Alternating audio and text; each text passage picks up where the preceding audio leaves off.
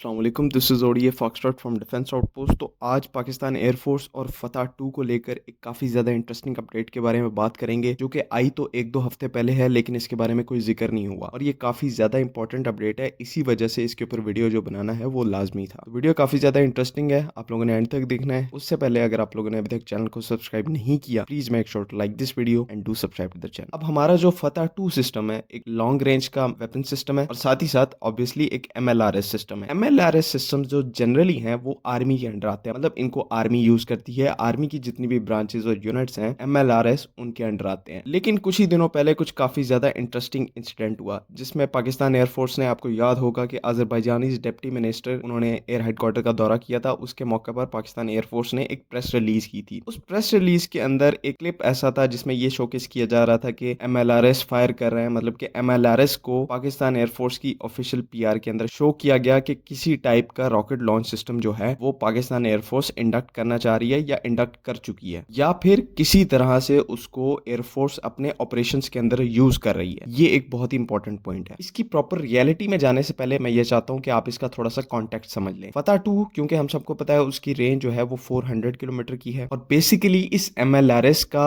एक पर्पस बनाने का ये भी था कि इंडिया का जो S-400 सिस्टम है उसके अगेंस्ट में कोई काउंटर निकाला जाए और इस सिस्टम के जरिए उस थ्रेट को जो है वो फिजिकली उसको न्यूट्रलाइज किया जाए। इसी वजह से जो रेंज है वो 400 किलोमीटर रखी गई है। अब अगर S-400 को लेकर इंडिया कोई भी एग्रेसिव डिप्लॉयमेंट करता है, मतलब कि अगर वो कोशिश करता है कि S-400 का जो थ्रेट रिंग है वो पाकिस्तान की एयर स्पेस में आए और इफेक्टिवली पाकिस्तान की एयर स्पेस के अंदर शूट डाउन करने की कैपेबिलिटी इंडिया को मिले S-400 के साथ, तो पहले ऐसा मुमकिन था क्योंकि हमारे पास कोई काउंटर नहीं था। लेकिन जैसे ही फतह 2 आया है, इसके बाद ये चीज इम्पॉसिबल हो गई है, क्योंकि ये करने के लिए इंडिया को अपना S-400 सिस्टम बॉर्डर के करीब लाना पड़ेगा। और इवन ये S-400 साइट अगर इंडिया 300 किलोमीटर के फासले पर भी रखता है, तब भी पाकिस्तान का फतह 2 अपनी टेरिटरी में रहकर रॉकेट्स फायर करके इसको डैमेज करने के केपेबल होगा। तो ये थोड़ा कॉन्टेक्स्ट था कि किस तरह फतह 2 के जरिए हम लोगों ने S-400 के थ्रेट को न्यूट्रलाइज किया है। ये तो चलो हो गया आर्मी का केस कि आर्मी फतह को ऑपरेट करके S-400 के खिलाफ डेटरेंस खड़ी कर सकती है। लेकिन पाकिस्तान एयरफोर्स ने यहाँ पर एक बहुत ही इंटरेस्टिंग चीज की। PAF क्या कर रही है, वो फतह 2 सिस्टम को सीड मिशंस के लिए कस्टमाइज कर रही है। सीड मतलब के suppression of enemy air defence, जिसमें इन्होंने किया ये है कि जो फतह 2 वेपन सिस्टम का मिसल है उसको ये अलग से कस्टमाइज कर रहे हैं, जिसमें इस मिसल का जो सीकर है उसको चेंज किया जा रहा है और यहाँ पर एक specially customised anti radiation seeker लगाया जा रहा है। एंटी रेडिएशन मिसल्स का या एंटी रेडिएशन टेक्नोलॉजी का हम सबको पता है कि ये एयर डिफेंस सिस्टम के टारगेट एक्विजिशन रेडार से या किसी भी और रेडार से निकलने वाली रेज को कैप्चर करता है, उनको ट्रैक करता है और उनको फॉलो करता है। तो अब एंटी रेडिएशन सीकर लगाने का फायदा ये है कि जैसे ही फतह 2 का मिसाइल लॉन्च होगा, वो अपने सीकर की मदद से S-400 के या किसी भी और एयर डिफेंस सिस्टम के रेडार से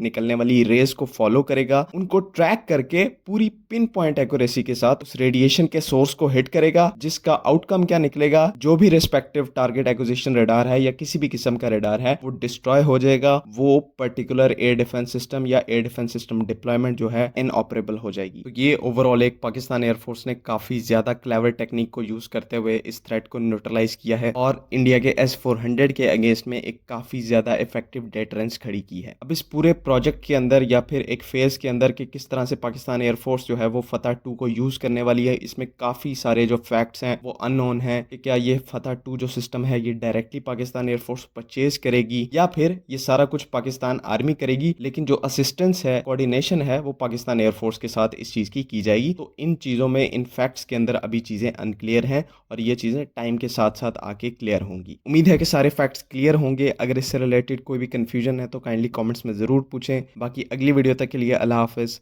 पाकिस्तान जिंदाबाद।